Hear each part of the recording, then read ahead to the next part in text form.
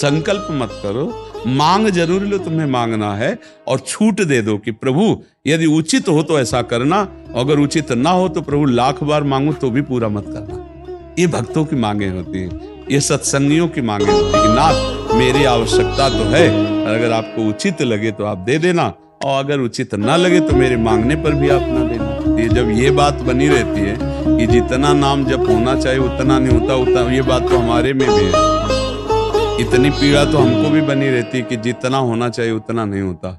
इतनी पीड़ा हम अपने गुरुदेव भगवान में भी देखी। एक दिन उन्होंने कहा क्या बताएं, जीवन निकल गया, छक के नाम जपने को नहीं हुआ, रात दिन मंत्र में नाम में लगे, रात दिन 10 वर्ष समीप रह के सेवा में रहे। तो देख, बोले क्या बताऊं, पूरी जिंदगी निकल गई, छक के नाम जपने को नहीं मिला। तो भगवत भजन करने वाले में भजन की इतनी भूख बढ़ जाती है कि रात दिन भजन करने पर भी उसको ऐसा अनुभव होता है कि जैसा होना चाहिए वैसा। यही अखंड भजन बनाता है, यही अखंड।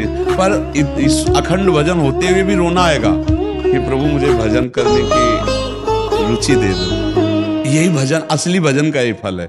भजन करते हुए भजन की इतनी भूख होना कि भगवान से भजन ही मांगना कि प्रभु मुझे भजन करते। अभी वो भजन नहीं होता जैसा प्रेम से होना चाहिए। हर एक महात्मा को, हर एक भजनानंदी को अनुभव होगा, और ये अगर हुआ तो भजन अखंड होने लगेगा। क्योंकि हम जिसकी पीड़ा महसूस करते हैं उसको हम भूलना कैसे बर्दाश्त कर पाएंगे, तभी वो अखंड स्मृति कर पाता है। और जो संतुष्ट हो जाता है भजन में, वो भजनानंदी नहीं होता। जो भजन में असंतुष्ट और भोगों में संतुष्ट रहता है वही भजनानंदी कहा जाता है। अपनी बात कहते हैं, मुझे तो गुरुदेव ने संभाला, नहीं तो साधन भजन हो रहा था और वो अहंकार जनित था। जब गुरुदेव ने कृपा करी तो हमारे अहंकार को चकनाचूर हुआ। तब ये बात समझ में आई कि गुरु कृपा से मोक्ष मूलम गुरु कृपा।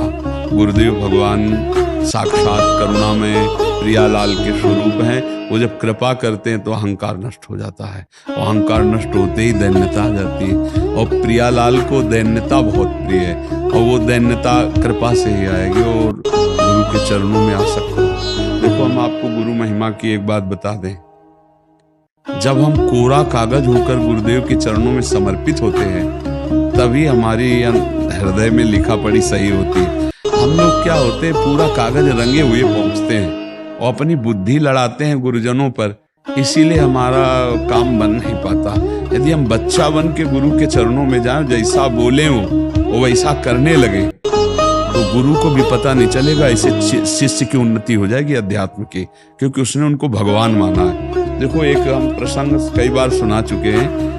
एक उड़िया बाबा ने सुनाया था प्रसंग कि एक बंगाल के भगत के मन में आया कि मैं गुरु बनाऊं।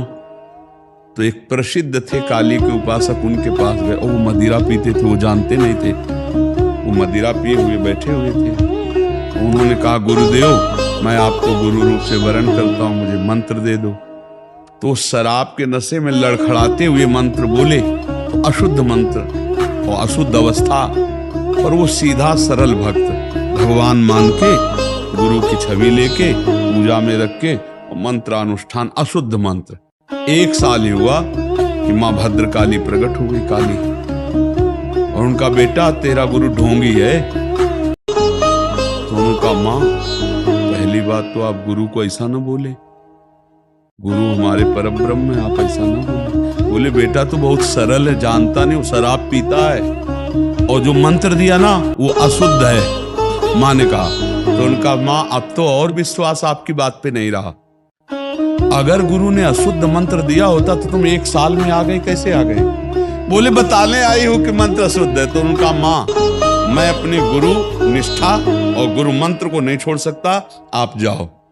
तो उनका बेटा, मैं तुम्हारी गुरु भक्ति पे प्रसन्न हुई और आज से मेरे सिद्ध करने का मंत्र यही होगा जो अशुद्ध मंत्र। ऐसा गुरु भाव किया जाता है। गुरु को परब्रह्म साक्षात माना जाता है। परब्रह्म में दोष दर्शन नहीं होते, दोष हमारी बुद्धि का है। अगर बुद्धि का दोष निकाल दे तो देखो, मत्ता परतरम नान्यत किंचिदस्ति धनंजय। भगवान कह रहे मेरे सिवा कोई और है नहीं कि हम गुरु को दोष दर्शन में देखें। कहीं ना कहीं हमसे त्रुटि हो रही। हमें घोर पापी में भी भगवान देखना है, तो गुरु में भगवान देखने में क्या बात है? विचार करके देखिए, जब हम गुरु में भगवान देखते हैं तो अपना समर्पण करते हैं, और जब वो हमारे साथ उल्टा व्यवहार करते हैं और हम सह जाते हैं तो हमारा अहंकार नष्ट हो जाता है। वहीं रहकर उसको चोट पहुंचने दो अहंकार को, और अहंकार जब मिटिया मिट हो गया तब कृपा उदय हुई, तब समझ में आया को हो साक्षात परब्रह्म गुरुदेव हैं। गुरुर्ब्रह्मा गुरुर्विष्णु गुरुर्देव महेश्वरा गुरु